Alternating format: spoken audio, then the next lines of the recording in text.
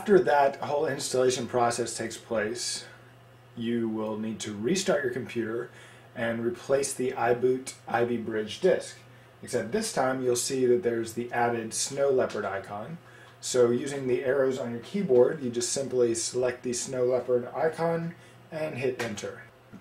When you click enter this time, you'll be sent to this welcome screen.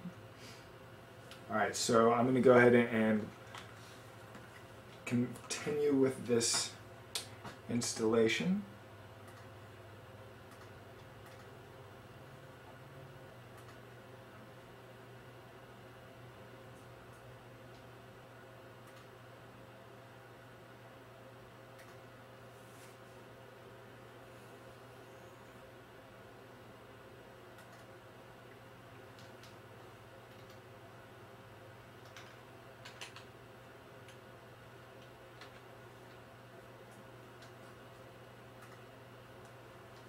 So that's excellent. At this point, I've successfully set up Snow Leopard on the Hackintosh, but we're not quite done yet.